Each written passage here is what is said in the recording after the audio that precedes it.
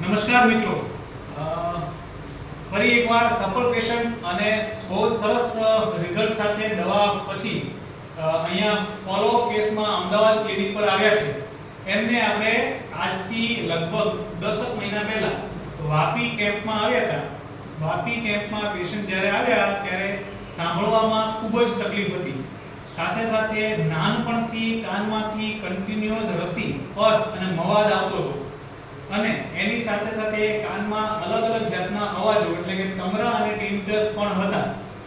6 મહિના, 8 મહિના, 9 મહિના જેટલી એમણે દવા કન્ટિન્યુ કરી. આપણે ઇનિશિયલ કોર્સ 6 મહિનાનો આપ્યો, એમણે ફોલોઅપ બીજા 3 મહિનાની દવાઓ પણ લીધી.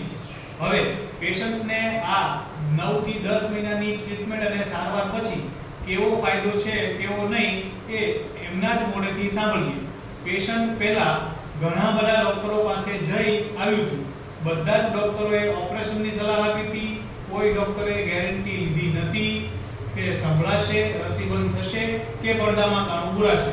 જ્યારે આપણી ખાલી દવા અને સારવારથી જ વગર મશીન, વગર ઓપરેશનને સરસ સાંભળતા પણ થયા છે. રસી બિલકુલ બંધ થઈ ગઈ છે અને કાનમાં આવતા અવાજો એટલે કે ટિનિટસમાં પણ થોડો ફેરફાર છે. હજી ટિનિટસ માટેની દવાઓ થોડી એમને લેવી પડશે. પેશન્ટના મોઢેથી સાંભળીએ એમને કેવો ફાયદો છે કેવો નહીં. નમસ્કાર. શું નામ છે આપનું? દીપક સુરેશ સરપતિ. દીપકભાઈ, તમે અમને ક્યાં દેખાડવા માટે આવ્યા હતા? વાપી કેમ્પમાં. અને આજથી કેટલા ટાઈમ પહેલા? આથી 1 વર્ષ પહેલાની વાત. 8 મહિના. એટલે 10 મહિના પહેલા તમે લગભગ બતાવવા આવ્યા હતા.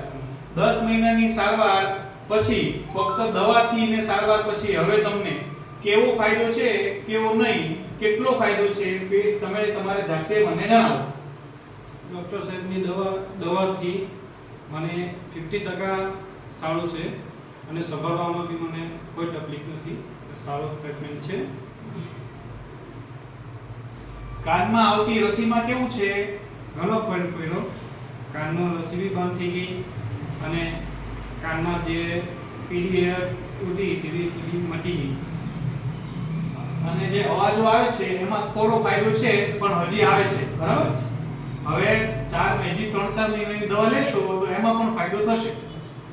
તમે પેશન્ટના રિલેટિવ વાઇફ છો, તમારે શું કહેવું છે, કેટલો ફાયદો છે જણાવો.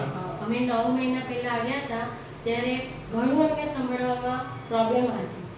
ત્યાર પછી અમે 9 મહિના સુધી સરની દવા વાપરી. તેનાથી અમને ઘણો ફરક પડી ગયો છે.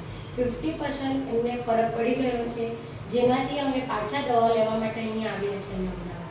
અને રસી બિલકુલ બંધ છે? રસી બિલકુલ બંધ છે. પડદામાં પણ ફરક છે.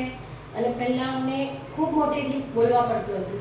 હવે અમે ધીમેથી પણ બોલીએ તો એ સાંભળી લે છે. કાનમાં જે રસી આવતી હતી એ નાનપણથી આવવાનો પ્રોબ્લેમ હતો? હા, એ નાનપણથી હતી પ્રોબ્લેમ. એટલે એટલા વર્ષોની તકલીફ લગભગ 8-10 મહિનામાં જ તમને મટી ગઈ છે ખરી? મટી ગઈ. હવે જે અવાજો આવે છે એની 4 મહિનાની દવા લેશો તો એ પણ મટી જશે, બરાબર? આ તમારો રિવ્યુનો વિડિયો આશીર્વાદરૂપ વિડિયો લીધો છે. આવું જ દરેક પેશન્ટને ફાયદો થાય એવી આશા રાખીએ છીએ. નમસ્કાર.